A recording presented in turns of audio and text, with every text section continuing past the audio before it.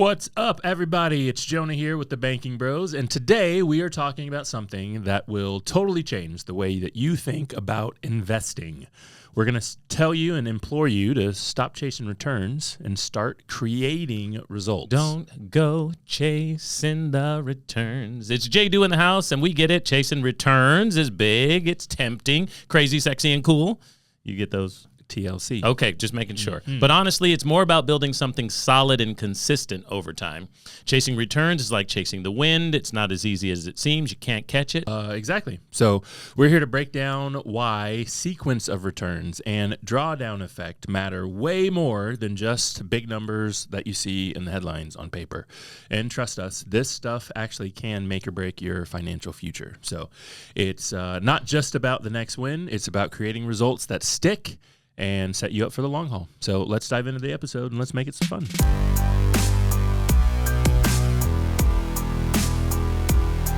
Okay, so first off, the key concept here, in the world of investing, you often hear about the returns of something and the rate of return.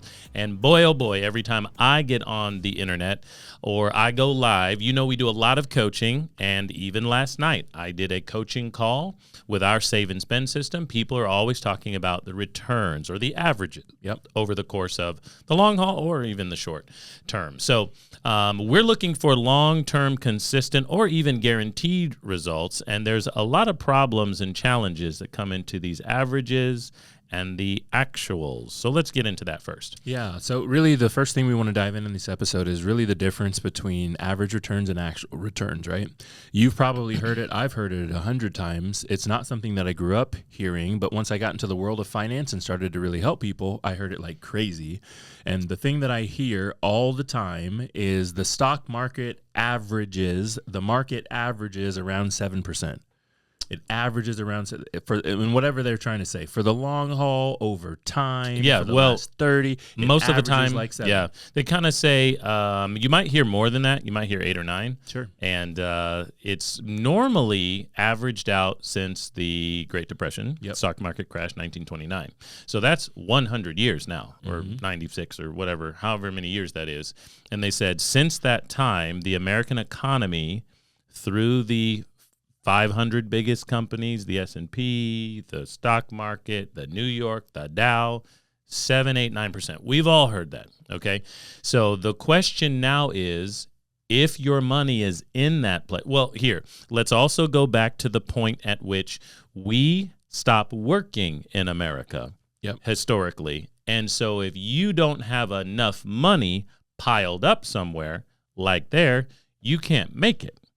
So if you are going to live to 75 plus years old, you need to have money piled up somewhere. And the stock market is obviously the place to do that because of the returns and the passive nature of you being involved. It's banking on the biggest companies in our country, and you don't have to do the work. Right. So first off, how do you feel about that philosophy? I mean, it's not my personal philosophy that I've adopted, and I'm gonna teach my kiddos growing up and things like that. But part of the reason that it even exists is because basically for about 70 years, it basically worked. Yeah. I think that because it worked for so long, that the generation, like, what do they say about being a generation or two removed and being able to influence? That's all the time you need to be able to reprogram everybody, right? It's like one generation or something like that. So I think because it worked for a generation or two, how long is a generation actually? I think when they're talking about a generation like this, I think it's 40 years. Okay, yeah. So when it worked for a generation and a half, generation and 3/4, it makes so much sense that that's like one of the most sought after, well-known, this is how we do it things out there. And during that time, the rise of the marketing economy, the rise of media, the rise of television, the rise of financial planning in the typical sense started to be massive. That's right. Right? Because, wow, if you put your dollars inside these companies, man, we're franchising now. We franchising, homie. We franchising. So we've got McDonald's coming out of the game. We got Walmart coming into the game. We got Kmart during that time. We've got all the department stores. And restaurant and those type of franchises. So if you put money in that type of thing, you're buying a little piece of the game, and then those it's going nuts. Up, right. Yeah. So you have all this big track record of it doing exactly what people are still saying it's doing today. Right. The question really is, how long is that sustainable? And can we bank on the averages? Is that what we can actually bank on? And that's what we're here to talk about in this episode, right? Mm-hmm. The difference between average and actual. So when we talk about an actual return, so here's the best way that I have found in my own head to kind of get behind this. So if I've got $100 and on average it makes 7%, what that means is that 1 year my $100 can be down a few percentages, or I lose money. I don't have 100 anymore. I've got 90 cents or something, or 90 bucks. Right. The next year it can be high. So it can have, if I went from $100 to $90, I have lost 10%. Right. But then if I have a big return one year, maybe a 20% return or something, my average now is 10. So I've got a positive average.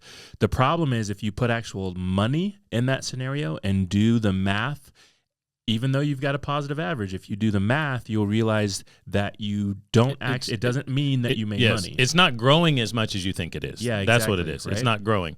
So obviously the market, other thing, timing the market. We all realize now, ladies and gentlemen, you can't do it. Nobody can figure that out. So you can't really time them. Warren Buffett doesn't time the market. He holds money for long periods of time. He pulls money out way earlier than everyone else, and everybody goes, why? And part of the reason, I can't time it, but I think something might be coming. Yep. And I don't know when that's going to happen. So here's what happens when we go into the actual return side. And we can do some math for it, and we've done it so many times for people who do watch our save and spend system presentation. We have a slide. We have some stuff in there on that. So go find it at saveandspendsystem.com. But what happens is folks don't realize that, the money isn't nearly as high as I thought it was going to be at 7%. Yeah. Because the market, or the average, or factoring in the down years, doesn't put you at 7, 7, 7, 7. It's like the Friends episode, 1, 3, 5, 7, 2, 6, 7, 7, 7. It doesn't do 7, 7, 7, 7. It does 14. It does 0. That's also 7. Yep. Yeah. And that's really important because, again, if you assign real dollars to that 14, then 0, then 2, then -5, then 8, then if you assign real dollars to it, even though your average is 7, your money, the actual amount of money that you have could be higher, lower, in the middle, didn't move. And so you're going, my average is 7. And I'm going, well, what did your account balance do? Right. And that's what's really important. A lot of people don't realize you can have a positive average and lose money. People don't, it doesn't compute for a lot of people. You can have a positive average and lose money. We show that all the time. Right. One thing that reminded me, this past fall, we did a speaking, keynote. It was called Use the F Word, F meaning finance, Mom, at the Money Multiplier event. Yep. And that was in Nashville this past 2024. And we played a game show as well. Yep. And in that game show, I had a trivia question where even you got baffled for a second because I played an average and actual question in there. I don't know if it was this exactly, but it was like you have $100 and you lose 10%, and the next year you gain 10%, and then it was, what's the answer? Of how much money that you had. And you were doing the scorekeeping. You were on stage helping the contestants out. So the contestant one dings the bell, says something, gets it wrong. I don't remember what they said, but let's see. I don't remember if this was the actual one. I think it was, but let's say it was 100. So play it with us and play with the audience out there. So you lose 10%. How much money do you have? $90. $90, right. Okay, you lose 10%, you now have $90. Okay, the next year you gain 10%. Mm-hmm. I think I even said 11% or something like that. I don't remember. But let's go with that, actually. Can you do that in your head? You have $90 and you have an 11% return. Sure. I believe that it's going to be $99 and some change. I think you need 11.1 to get back to 100. But I think 11, so it's fine, 100. Right. So the point of that was that, I don't remember what the people said, but I remember at one point I put the answer on the screen. Yep. And you even turned around toward me, the guy who was on the stage who won the game, who was good at math. I think he's the one who said the right answer, stole it from someone else. But everyone in the room was fooled for a second because we don't play the dollar amount game in our head well. You really do need to put it on paper and put it down on somewhere that you can see. Yep. So to be really simple, let's take the 11% out of the equation. If you have a 10% return on your $90 in the second year, then you're at $99. Then you're at $99. Yep. Okay, so a lot of people quickly would do in their head, oh, that's back to 100. I lost 10, then I gained 10. But what you've lost are actually two things. You have lost $1 and you've lost 2 years. Yep. And what's important about that in this average versus actual section of this podcast episode here is that your average return would be 0. Your actual return is you lost $1.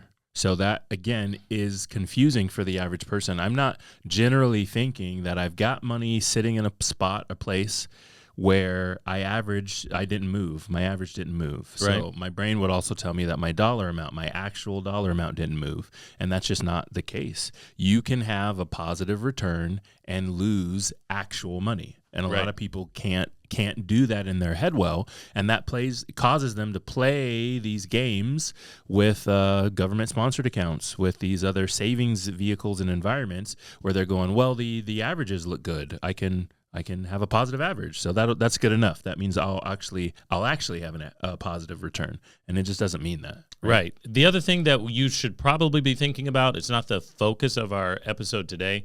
So Jonah, give us your take on it. Is going to be commissions, taxes, and fees. Yeah. My take on it is you should actually jump over to our YouTube channel because I've got a video that I just recently put out on this. It's very important for the average person to understand how commissions, taxes, and fees work. I think we even talked about this in one of our former episodes. If you're binge listening, you should go back and listen to one of them. It's probably within the last 3 that we talked about, at least commissions.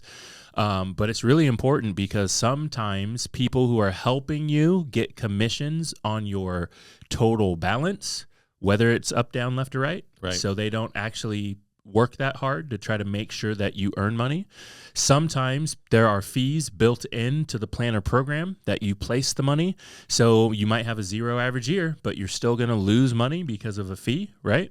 And sometimes, most of the time, there are taxes that are going to be applicable in some way, form, or fashion on the money, especially if you put it in any sort of government-sponsored plan. The government is the one who makes up all the taxes, and boy, they get you coming and going, don't they? Did you see the post I put out about my 7-year-old?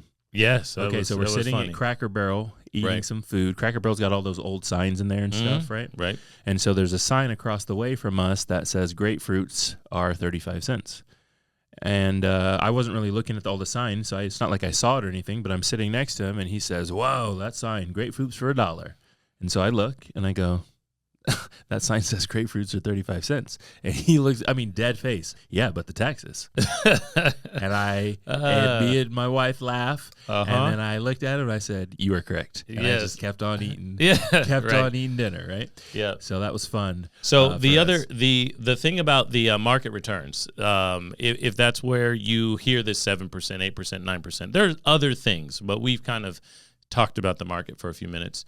Is realizing that those numbers, those averages numbers, those are gross, is what we're trying to say. So they're gross because they're gross. We have to think about net because you can spend money, not averages. Yep. Sometimes people need to hear that message once or twice. If you remember the Wayans movies, I'm always trying to give you a message. You can spend money. You don't spend averages. Also, if you take money out of the game at any point, you've got to now move on to our second major point of the episode, the sequence of returns. Well, I think we're going to talk about taking money out with our third point, the sequence of returns specifically. This one's really important to me. In my opinion, this is the one that made me think the most about the government-sponsored plans, like a 401k or something like that. Because of sequence. I had no idea about this previous to someone introducing it to me. And so let me kind of walk you through sequence of return. Sequence of return is actually just the order of which the gains or the losses come.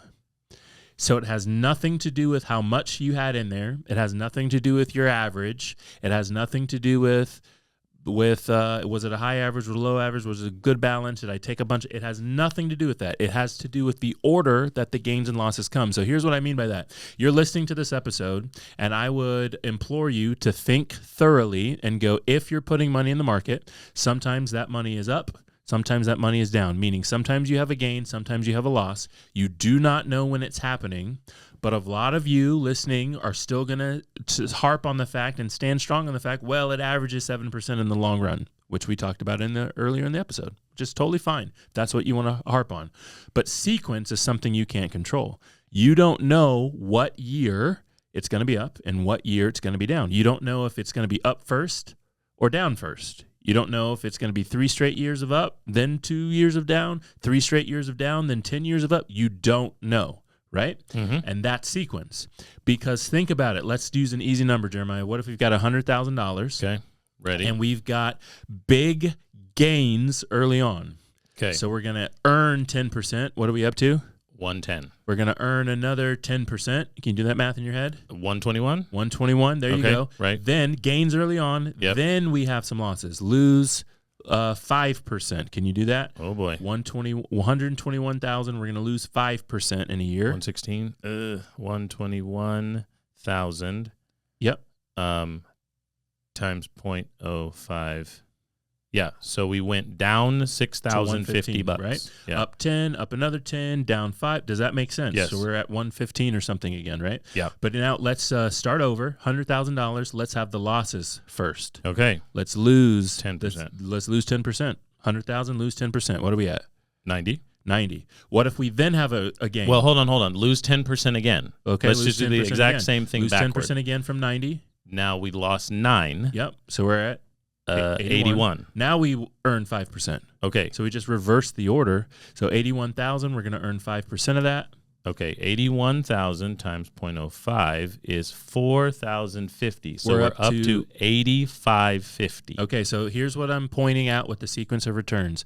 On one hand, we earned 10, we lost 5. On the other side, we lost 10, we earned 5. Even if you even just reverse the order, so like earn 10, lost 5, what if you just reverse the order? Lost 5, earn 10, earn 10. It makes a different number. It makes a different actual number. Average might be the same because it's the same numbers. Right. Average is the same, but it makes a difference in your actual balance. And that's what people don't understand. A lot of people, in my opinion, think that you can, like if you make it to retirement, I made it to 60 years old. I did it. And I had $2, $3, $4 million in that retirement account. I made it. I did it. And the actual answer is no, you didn't. You still now need to make it 10, 20, 30 years on that money. Correct. So then if you've got losses early on, you didn't make it. Does that make sense? Like you did, like it's still in the market. Like you've still got to have positive actual returns. So yeah, or else the challenge with this is going to be when we get into let's combine average and actual, and now let's move into the drawdown effect. Yep. Okay. Is if you had a year when it went down and you pulled money out. Yeah, that's even worse. That's really bad. Well, that's the point of the nest egg, right? The idea behind that term is this is how much money you have to use. So if you lose and then pull, now you're screwed. Yep. How in the world are you going to make money off that? And most people, I think, number one, need to be aware of this phenomena. Yep. That's going to happen to them, but they also need to really compute it. And so we're not mad at you. We're saying is, have you ever thought through the fact that you have, you hear about the safety withdrawal rates of 3%, 4%, and things like that. Most people know about that. 4% rule. 4% rule. And the problem is if you go up or down, but you're pulling money out at the same time, the sequence or the order is a big deal, because now if you're losing money while pulling money out, how in the world are you going to have the longevity with your money to be able to live off of it? There it goes. So let's say you've got $1 million in this retirement account or plan. All right. The 4% rule says you can take $40,000 out without running out of money. That's what the 4% rule is about. Take 4%. That's why it was created. Yeah. And that way you can go a long time, and by the time that you're probably going to die and have your demise, you didn't run out. Won't run out. Okay, but here's the problem. So you take the first $40,000 out because I had $1 million balance. I'm left with $960,000 because I withdrew the money. I had to spend it to eat. Right? Then we have a negative year. Now, again, I'm not saying negative year starts your sequence, but I'm saying at some point you're going to have a negative year. So you're down to 960. Or even a year flat. Yeah, or a year flat. Then you've got a negative year, 1%, 2%, 3%. Maybe it's small, but your 960 just dropped to 930, 920, right? So even if you've got a big year following that, 10% year or something, but it's on a new principal balance, right? And you're going to pull out another 40,000. Are you with me? So the problem with this plan and program is that averages are not actual. That's the problem, actually. And so the only way that you'd make it is if this nest egg was so big and you spent so little of it, right? Yeah. That there was always a big balance left behind. Yeah. That whether up or down, left or right, I was never going to spend and eat into that. Right. So if you end up retiring, honestly, I think the average right now is if you retire, if you're using your 401k as your primary retirement vehicle, and you've got somewhere less than like 3.8 million or something, or you take more than 4%. Like 2 consecutive years, 3 consecutive years, or you have bad years like 4 years in a row or something, you won't make it. It's something like that. It's really wild. And I think most Americans at this point have conceded the fact that they will just keep working. And they work for a long period of time. Now, there's a lot of fun things you can kind of do that are semi-leisure, I guess. And I think that's how people kind of make sense of it. Mm-hmm. But when we're combining all three of these things, which somewhere in there I think I got jumbled, but the, what was it? Average versus actual, sequence of returns, and the drawdown effect, you start to realize that you probably are banking on 1 or 2 or 3 of those things not being in your equation. Yeah. It's just there's more that can go wrong than can go right. Yeah, actually. And I don't think a lot of people think through that. And so they continue to put money there. Or, you know what, this happens to a lot of people also. They go, well, I've been putting money there for 20 years, so I just won't stop. Like I don't know what else to do. Yeah, they also don't have they don't have enough financial education on some other options for themselves. And maybe they need to get into the thing we were just talking about, get into your prize link savings accounts or something like that. If you are interested in 5 different styles of savings accounts you've probably never heard of, then you should go over to our YouTube channel. We're going to put out a video on that. I'll give you a little preview of the one Jeremiah just mentioned. And I do not suggest this for your retirement. I actually don't suggest this at all. This was wild to me that I found it. But they've got a savings account called a prize-linked savings account. The savings account's not going to offer you any interest, but you're going to be entered into a prize raffle once a month, once a quarter, once a year. That's the whole purpose and point of the savings account. Real savings account offered by a real bank and credit union. Yeah. And I just couldn't. And the state of Illinois was the one we were looking at? Yeah, they got a bunch of them Wild. in Illinois. And I just couldn't believe that was a thing, but it surely is. And, so it'll be on the YouTube video. Oh, my goodness. Okay, so the right strategy is going to be guarantees.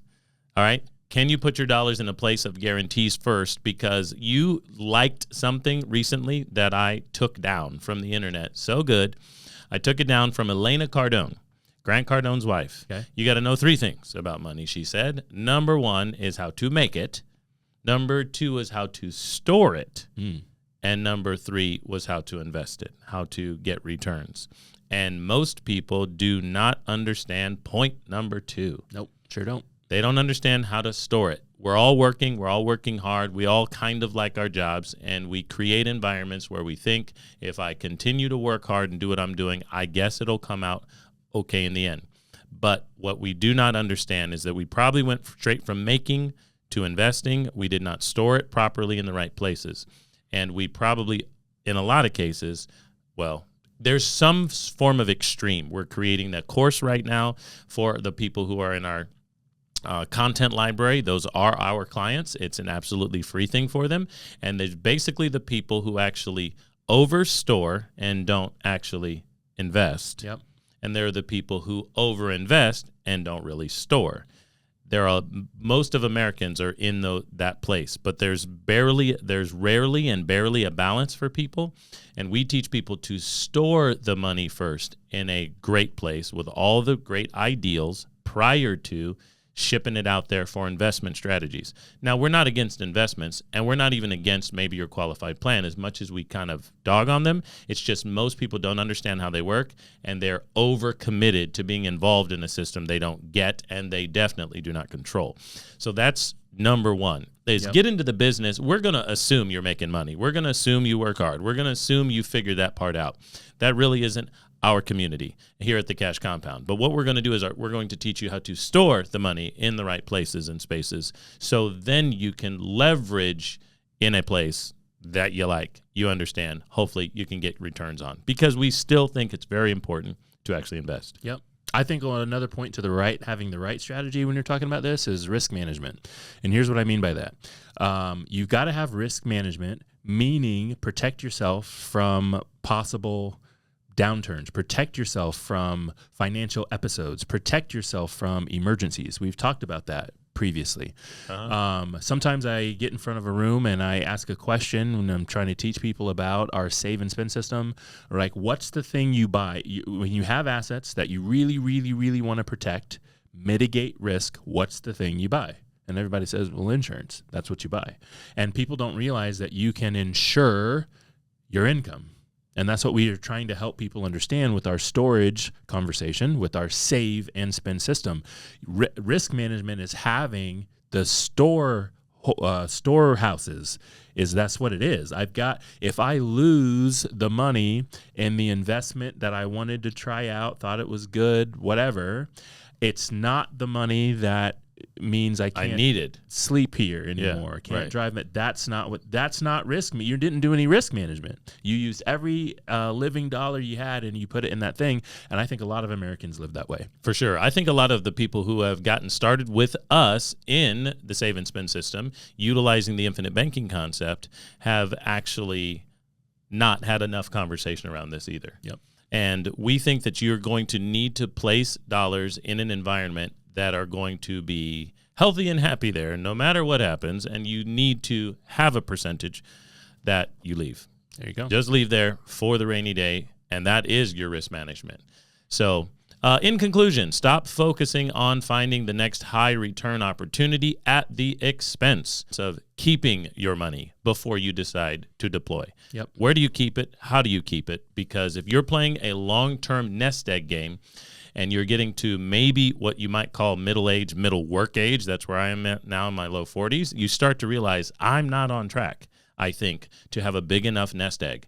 And if you're in my space as well with children, you're like, these kids are expensive. These numbers skyrocketed in the last 5 years since COVID just to get to the school and the grocery store. Mm-hmm. So understand the sequence of return idea. Maybe play that out. Google it. And just see how an amount of money, maybe the amount you've got right now in your qualified plans, your IRAs and your 401ks, would play out in a sequence of return scenario. So let me encourage you, take 10 years, take 20 years, and just flip the numbers. Put the market returns for the last 30 years and flip them the other direction to see what happens. Play with that a little bit and realize that the drawdown effect is a big deal as you lose money, what you actually have to make to get it back. There you go. I think financial awareness is important, and to me it means understanding it's not just about the return, it's how you protect, how you grow, how you understand your wealth over time. And I want to give a big shout out to Joe Shex